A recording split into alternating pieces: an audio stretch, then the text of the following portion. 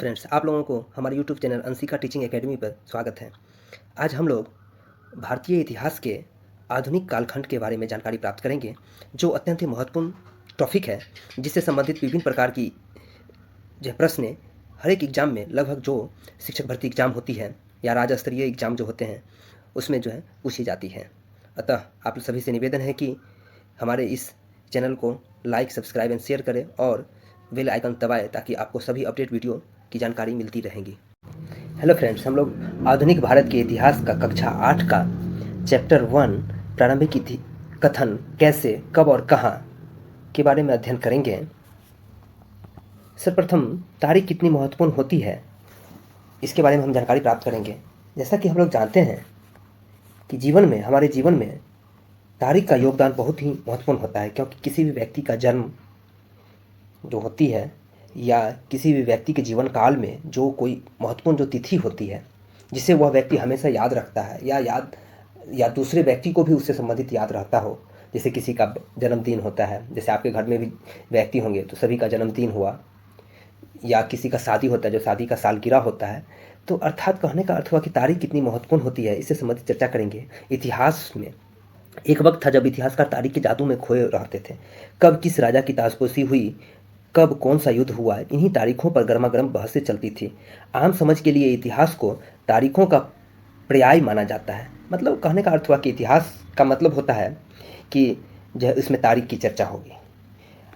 आपने भी लोगों को यह कहते हुए सुना होगा, इतिहास तो बहुत उबाऊ है भाई, बस तारीखें रटते चले जाओ। क्या इतिहास के बारे में यह धारणा सही है? इसमें कोई शक नहीं है कि इतिहास अलग अलग समय पर आने वाले बदलावों के बारे में ही होता है। इस संबंध इस बात से है कि अतीत में चीज़ें किस तरह की थी और उसमें क्या बदलाव आए। जैसे ही हम अतीत और वर्तमान की तुलना करते हैं, हम समय का जिक्र करने लगते हैं। हम पहले और बाद की समय की चर्चा करते हैं। अर्थात कहने का अर्थ हुआ कि हम पहले और बाद में की बात करते हैं। इतिहास में जो भी घटना घटित हुआ वह पहले हुआ, और या नहीं तो वह समय के बाद की जो घटना होती है। भविष्य की इतिहास में, जैसे आज से हम लोग भविष्य की कल्पना नहीं कर सकते हैं इतिहास में। आगे देखते हैं। रोज़मर्रा की ज़िंदगी में हम अपने आसपास की चीज़ों पर हमेशा ऐतिहासिक सवाल नहीं उठाते। हम चीज़ों को स्वाभिमान मानकर चलते हैं, मानो जो कुछ हमें दिख रहा है वह हमेशा से ऐसा ही रहा हो। लेकिन हम सबके सामने कभी कभी अचंभे के क्षण आते हैं। कई बार हम उत्सुक हो जाते हैं, ऐसे सवाल पूछते हैं जो वाकई ऐतिहासिक होते हैं। कि व्यक्ति को सड़क किनारे चाय के घूंट भरते देख आप इस बात पर हैरान हो सकते हैं कि चाय या कॉफ़ी पीने का चलन शुरू कब से हुआ होगा। जैसे हम अनुमान लगा सकते हैं किसी भी व्यक्ति को कुछ करते हुए देखने के पश्चात कि वह व्यक्ति वह कार्य कब से शुरू किया होगा। जैसे कि रेलगाड़ी में कि खिड़की से बाहर झांकते हुए आपके जहन में यह सवाल उठ सकता है कि रेलगाड़ी का निर्माण कब हुआ था। रेलगाड़ी के आने से पहले लोग दूर दूर की यात्रा किस तरह कर पाते थे। सुबह सुबह अखबार पढ़ते हुए आप यह जानने के लिए उत्सुक हो सकते हैं कि जिस जमाने में अखबार नहीं छपते थे उस समय लोगों की चीज़ों की जानकारी कैसे मिलती थी। जैसा कि हम लोग चित्र में देख रहे हैं कि ब्राह्मण ब्रिटेन को शस्त्र भेंट कर रहे हैं। जेम्स रेनेल द्वारा तैयार किए गए पहले नक्शा का आवरण चित्र 1782 में रॉबर्ट क्लाइव ने जेम्स रेने को हिंदुस्तान के नक्शे तैयार करने का काम सौंपा था।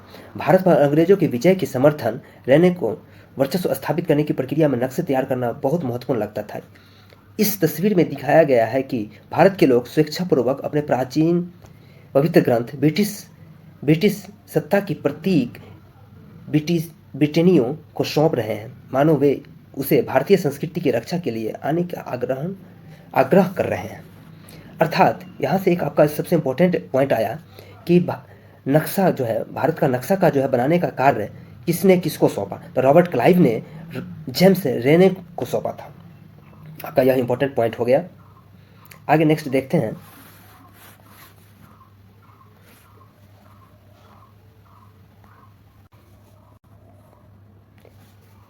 ये सारे ऐतिहासिक सवाल हमें समय के बारे में सोचने के लिए प्रेरित करते हैं। समय को हमेशा साल या महीने के पैमाने पर नहीं देखा जा सकता।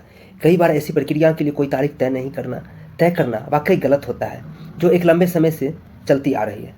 भारत में लोगों ने अचानक एक दिन सुबह सवेरे चाय पीना शुरू नहीं कर दिया। अर्थात कहने का अर्थ हुआ कि कभी कभी समय का भी जो है एक निश्चित समय का भी परिकल्पना करना व्यर्थ हो जाता है। जैसे कि आप देख रहे हैं कि भारत में जो लोग चाय पीने का प्रक्रिया है वो अचानक से तो शुरू नहीं कर दी, वह लंबे समय से चलती आ रही है। आगे देखते हैं, इसका स्वाद धीरे धीरे उनकी जबान पे चढ़ता था। इस तरह की प्रक्रिया के लिए कोई स्पष्ट तिथि नहीं हो सकती है।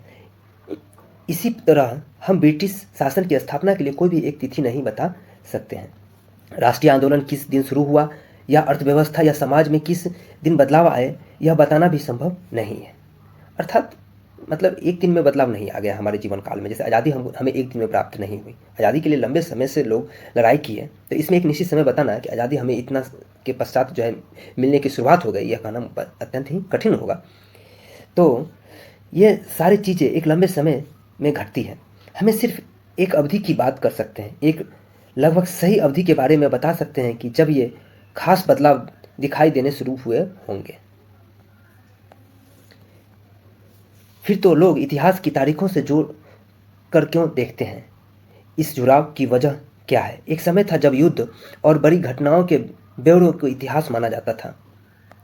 यह इतिहास राजा महाराजाओं और उनकी नीतियों के बारे में होता था। इतिहासकार यह कहते थे कि कौन से राजा किस साल उनको ताज पहनाया गया, किस साल उनका विवाह हुआ, किस साल उनके घर में बच्चे पैदा हुए, कौन से सालों में उन्होंने कौन सी लड़ाई लड़ी, वह कब मारा गया और इसके बाद कौन सा शासक गद्दी पर बैठा।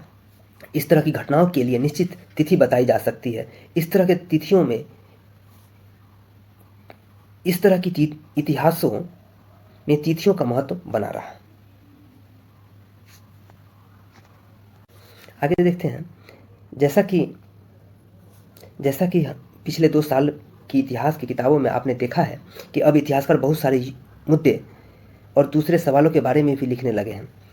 वे इस बात पर ध्यान देते हैं कि लोग किस तरह अपनी रोजी रोटी चलाते थे, वे क्या पैदा करते थे, क्या खाते थे, शहर कैसे बना और बाजार किस तरफ फैले, किस तरह रियायतें बनी, नए विचार पनपे और संस्कृति और समाज किस तरह बदले।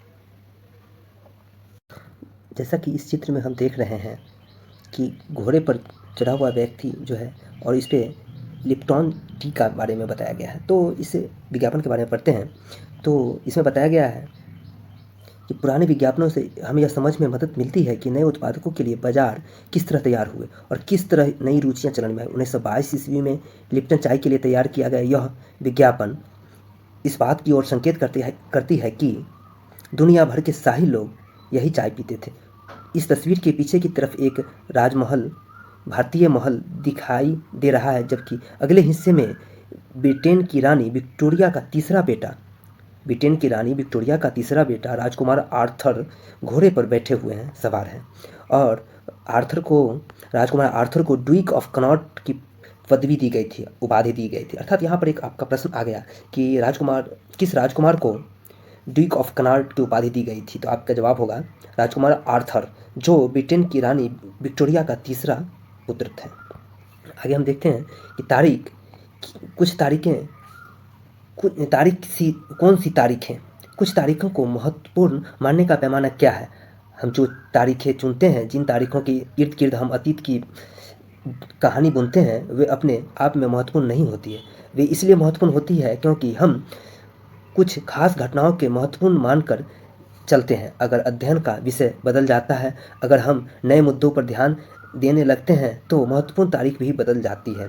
उदाहरण के तौर पे एक उदाहरण पर विचार कीजिए। भारत में ब्रिटिश इतिहासकारों ने जो इतिहास लिखे उसमें हर एक गवर्नर जनरल का शासन काल महत्वपूर्ण है।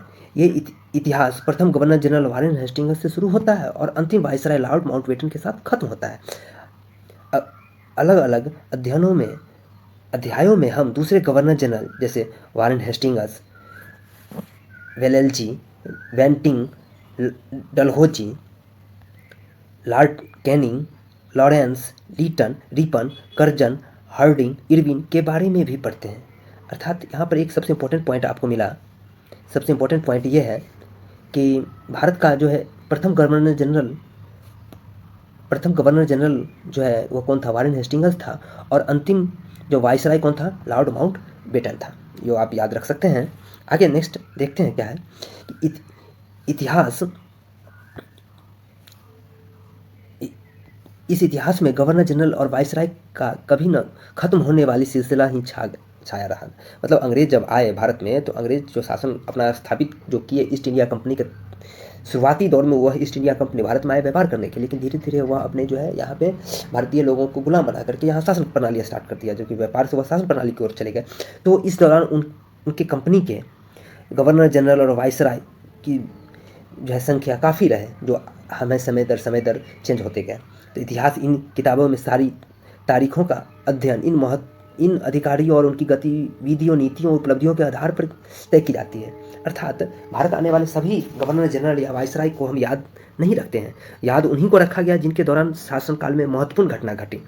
अर्थात हम यह ऐसा था मानो इन लोगों के जीवन के बाहर कोई ऐसी चीज़ नहीं थी जिसे जानना महत्वपूर्ण था। इन लोगों का जीवन का क्रम ब्रिटिश भारत के इतिहास में अलग अलग अध्यायों का विषय बन जाता था।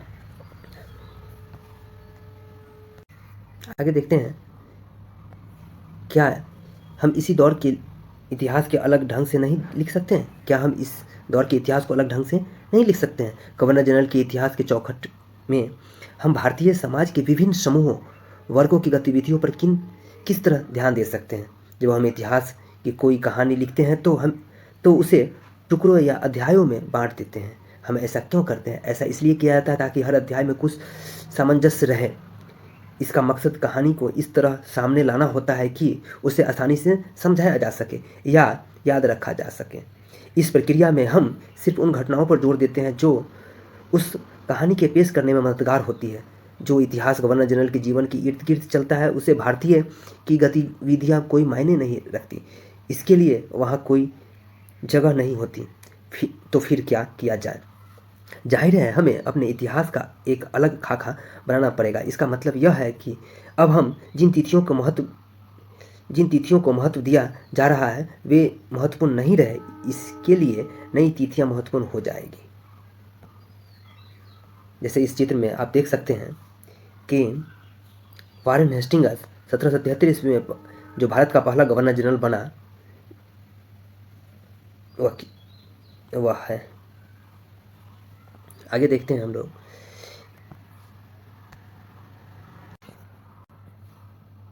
हम अवधि कैसे तय करते हैं? 1817 ईस्वी में स्कॉटलैंड के अर्थशास्त्री और राजनीतिक दार्शनिक जेम्स मिल ने 3 विशाल खंडों में the history of British India, British Bharat का इतिहास नामक एक पुस्तक लिखी।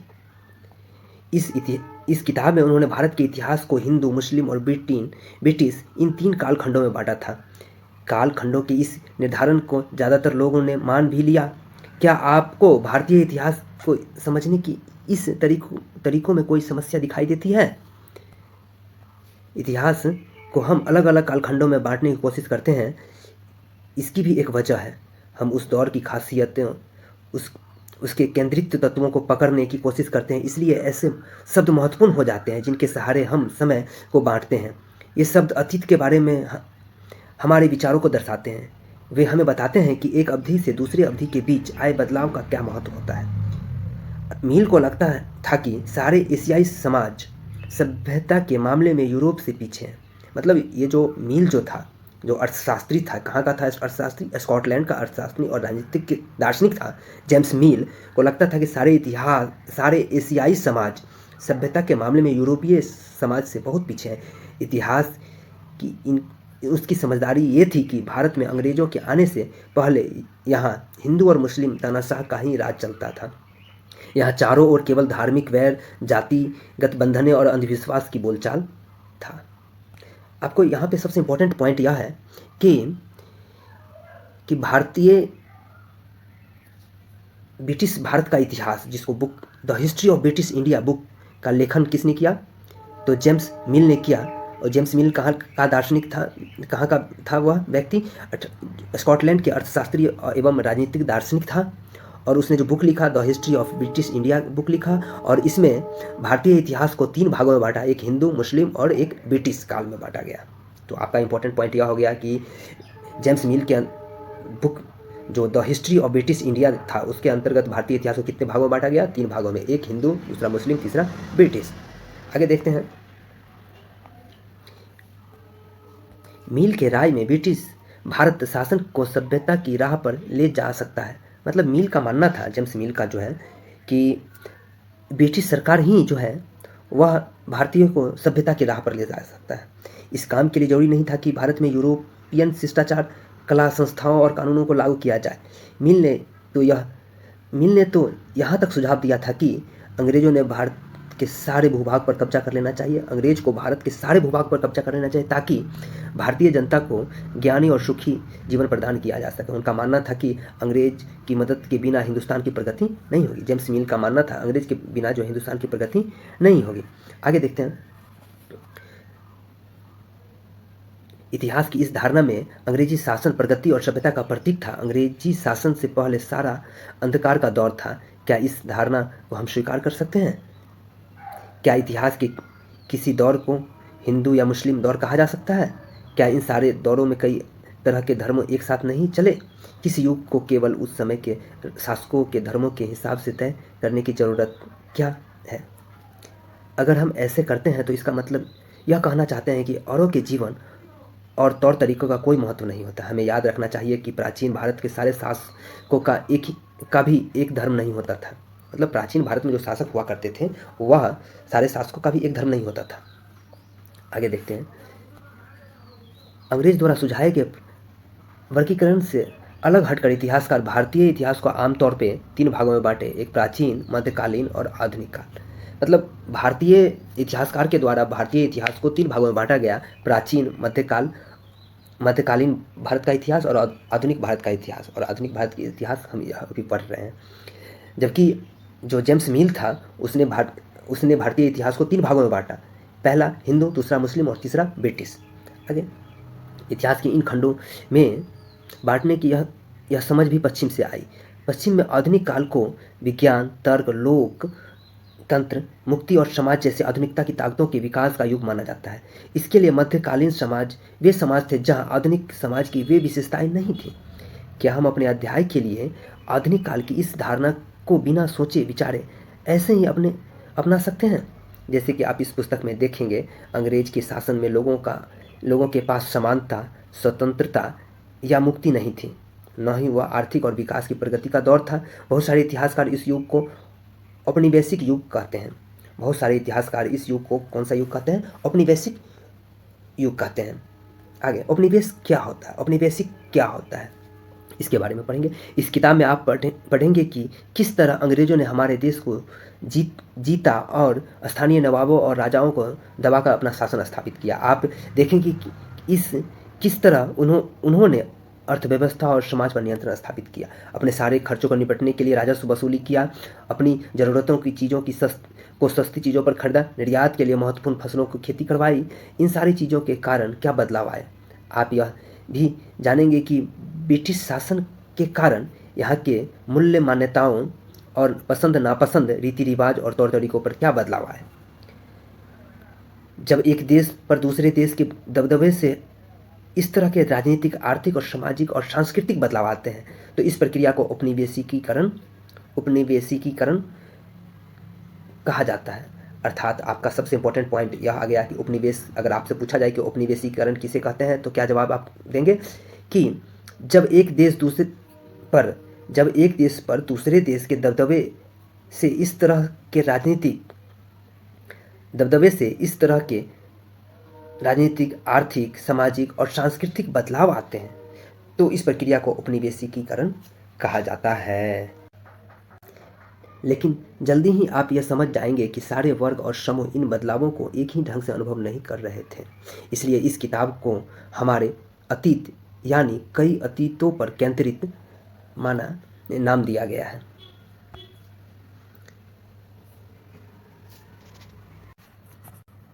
आगे देखते हैं। प्रशासन अभिलेखन तैयार करता था। अभिलेखन का अर्थ होता है कि जैसे कोई भी बात को जो लिखा जाता था तो लिखने के लिए जो प्रक्रिया थी वह अभिलेखन कहलाता है। अभिलेखन मतलब लिखने की जो प्रक्रिया थी। तो प्राचीनतम काल में अंग्रेजी शासक द्वारा अंग्रेजी शासन द्वारा तैयार किए गए सारे रिकॉर्ड्स इतिहासकारों का एक महत्वपूर्ण साधन होता है। अंग्रेजों की मान्यता थी कि चीज़ों का लिखना बहुत महत्वपूर्ण होता है। इसके लिए हर निर्देश, हर योजना, नीतिगत फैसले, सहमति, जांच को साफ साफ लिखना जरूरी है। मतलब अंग्रेज का मानना यह था कि कोई भी चीज़ें को लिखना बहुत ही जरूरी है, जो आगे आपको विभिन्न प्रकार के मुद्दों से, विभिन्न प्रकार के वाद विवादों से जो निपटारा करने में मदद कर सकती है। ऐसा करने के बाद चीज़ों को अच्छी तरह अध्ययन किया जा सकता है, उस पर वाद विवाद किया जा सकता है। हम समझदारी के चलते ज्ञान, टिप्पणी और प्रतिवेदन पर आधारित शासन की संस्कृति पैदा हुई। अंग्रेजों को यह भी लगता था कि तमाम अहम दस्तावेज और पन्नों को संभाल कर रखना जरूरी है। लिहाजा उन्होंने सभी शासकीय संस्थानों में अभिलेख कक्ष भी बनवाए। कौन सा कक्ष बनवाए उन्होंने? अभिलेख कक्ष बनाए। तहसील के दफ्तर, कलेक्ट्रेट, कमिश्नर के दफ्तर, प्रांतीय सचिवालय, कचहरी, सबके अपने रिकॉर्ड रूम होते थे। महत्वपूर्ण दस्तावेज को बचा कर रखने के लिए अभिलेखागार, आर्काइव और संग्रहालय जैसे संस्था बनाए गए। मतलब कहने का अर्थ हुआ कि अंग्रेज के द्वारा जो कोई भी विभिन्न प्रकार की जो घटना घटती थी, उन्होंने क्या नियम लाए, क्या रूल्स लाए, क्या जो है बदलाव किए, तो यह सभी को वह जो है लिखना शुरू किए। और उसके लिए उन्होंने जो है अभिलेखागार बनवाए और संग्रहालय भी बनवाए। 19वीं सदी के शुरुआत में प्रशासन की एक शाखा में दूसरे शाखा के पास भेजे गए पत्रों और ज्ञापनों को आप भी अभिलेखागार में देख सकते हैं। वहाँ पे आप जिला अधिकारियों द्वारा तैयार किए गए नोट्स और रिपोर्ट्स पढ़ सकते हैं और ऊपर बैठे अफसरों द्वारा प्रांतीय अधिकारियों को भेजे गए निर्देश और सुझाव देख सकते हैं। 19वीं शताब्दी की शुरुआत में सालों में इन दस्तावेज का सावधानीपूर्वक नकलें बनाई जाती थी। जैसा कि आप चित्र में देख रहे हैं, यह जो है भारतीय राष्ट्रीय अभिलेखागार 1920 ईस्वी के दशक में बनाया गया था, जो नई दिल्ली में स्थित है। और इसका नाम अभी वर्तमान में राष्ट्रीय संग्रहालय और राष्ट्रीय अभिलेखागार है। दोनों ही वायसराय के निवास के निकट थे और इससे पता चलता है कि अंग्रेजों की सोच इन संस्थाओं में कितनी भारी महत्व था, संस्थाओं का कितनी भारी महत्व था। मतलब अंग्रेज जो है मानते थे कि किसी भी प्रकार की बाद में जो समस्याएं उत्पन्न होगी, या उन्हें किसी भी नियम या कर हो या वित्तीय हो या किसी भी प्रकार की जो समस्याएं हो, उसको निपटने के लिए वह जो दस्तावेज जो है वह महत्वपूर्ण रोल अदा कर सकते हैं। आगे देखते हैं। उन्होंने खुशनवीसी के माहिर लिखते थे, उन्हें खुशनवीसी के माहिर लिखते थे। खुशनवीसी या सुलेखनवीस ऐसे लोग होते हैं जो बहुत सुंदर लिखावट करते थे। 19वीं शताब्दी के मध्य तक छपाई तकनीकी भी फैलने लगी। इस तकनीकी के सहारे प्रत्येक सरकारी विभाग के कार्रवाइयों के दस्तावेज की भी कई प्रतियां बनाई गई। तो आपका सबसे इम्पोर्टेंट हो गया कि अभिलेखागार में कौन से लिखते थे? खुशनवीसी के माहिर लिखते थे। हो गया। आगे देखते हैं। सर्वेक्षण का महत्व का बढ़ता हुआ महत्व। औपनिवेशिक शासन के दौरान सर्वेक्षण का चलन भी महत्वपूर्ण होता गया। अंग्रेजों का विश्वास था कि किसी देश पर अच्छी तरह शासन चलाने के लिए उन्हें अच्छी ढंग से जानना जरूरी है। 19वीं शताब्दी की शुरुआत में पूरे देश का नक्शा तैयार करने के लिए बड़े बड़े सर्वेक्षण किए जाने लगे। गांव में राजस्व सर्वेक्षण किए गए। इन सर्वेक्षणों में धरती की सतह, मिट्टी की गुणवत्ता, वहाँ मिलने वाले पेड़ पौधे और जीव जंतु एवं अस्थायी इतिहास व पन्नों का पता लगाया जाता था। अंग्रेजों की राय में किसी भी इलाके का शासन चलाने के लिए इन सारी बातों का, जरूरतों का ध्यान रखना जरूरी है। 19वीं शताब्दी के आखिरी से हर 10 साल में जनगणना भी आरंभ हो गए, अर्थात अंग्रेज द्वारा जो है जनगणना भी स्टार्ट कर दिया गया था। और वह जनगणना कितने सालों के लिए होता है? 10 सालों के लिए होता है, जो कब आरंभ हुई? 19वीं शताब्दी के आखिर में। जनगणना के जरिए भारत के सभी प्रांतों में रहने वाले लोगों की संख्या, उनकी जाति, इलाके और व्यवसाय के बारे में जानकारियाँ इकट्ठा की जाती थी। इसके अलावा वनस्पतिक सर्वेक्षण, प्राणी वैज्ञानिक सर्वेक्षण, पुरातात्विक सर्वेक्षण, मानवीय सर्वेक्षण, वन सर्वेक्षण आदि दूसरे सर्वेक्षण भी किए जाते थे। जैसा कि आप इस चित्र में पौधे को देख रहे हैं कि यह पौधा 1770 ईस्वी का दशक का है। अंग्रेजों द्वारा बनाए गए वनस्पतिक उद्यान और प्राकृतिक इतिहास संग्रहालय में विभिन्न पौधे के नमूने और संबंधित जानकारियाँ इकट्ठा की जाती। इस नमूने में विभिन्न स्थानीय कलाकारों से बनाए जाते थे। अब इतिहासकार इस बात पर ध्यान दे रहे हैं कि इस तरह की जानकारियाँ किस तरह इकट्ठा की जाए और इसके उपनिवेश के बारे में क्या पता चले। यह पौधा जो है शरीफे का पौधा है, या किस चीज़ का पौधा है? शरीफे का पौधा है।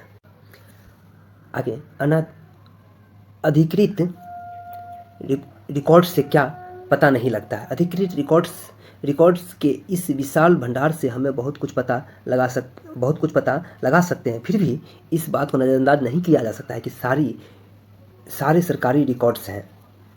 जैसे कि आप इस चित्र में देख रहे हैं, बंगाल में मानचित्र और सर्वेक्षण कार्य चल रहा है। कहाँ चल रहा है? बंगाल में मानचित्र और सर्वेक्षण कार्य चल रहा है। और यह तस्वीर 1832 ईस्वी का है। आगे, जैसे इस तस्वीर में आप देख रहे हैं, यह तस्वीर 1857 ईस्वी के विद्रोहियों का है। इस तस्वीर की बहुत ध्यान से देखना चाहिए। इसमें हमें चित्रकार को सोच पता चलती है कि 1857 के विद्रोह के बाद अंग्रेजों द्वारा तैयार की गई सचित्र पुस्तकों में यह तस्वीर कई जगह दिखाई देते हैं। इस तस्वीर के नीचे लिखा होता था, बागी सिपाही लूट खसोट में लगे हुए हैं। मतलब जो विद्रोह किया उसको बागी बोलता था, और उसको बागी सिपाहियों को लूट खसोट में लगे हुए हैं। अंग्रेज की नज़र में विद्रोही जनता लाचारी, दुष्ट और होते थे। बेरहमी थी। इस विद्रोह के बारे में आप आगे अध्ययन करेंगे, चैप्टर 5 में अध्ययन करेंगे।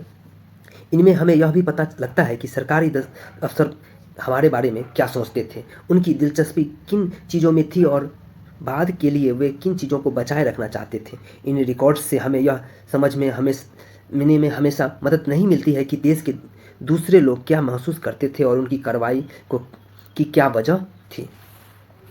आगे, इन बातों को जानने के लिए हमें कहीं और देखना होगा।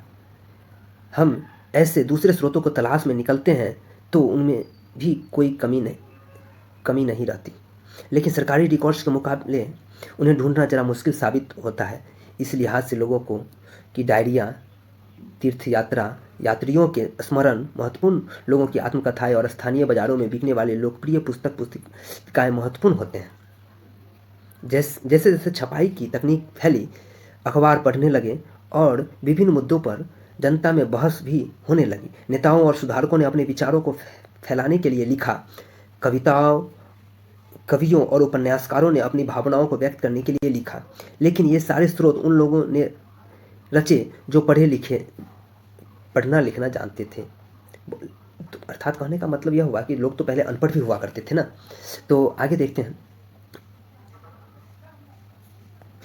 इसमें हमें यह पता नहीं लगा सकते हैं कि आदिवासी और किसान, खदानों में काम करने वाले मजदूर, सड़कों पर जिंदगी गुजारने वाले गरीब किस तरह अनुभवों से गुजर रहे थे। अगर हम थोड़ी और कोशिश करें तो हम इस बारे में भी जान सकते हैं। जैसे जैसे आप इस किताब में आगे बढ़ेंगे आपको यह समझ में आ जाएगा। यह आपका चैप्टर खत्म हो गया यहीं पे।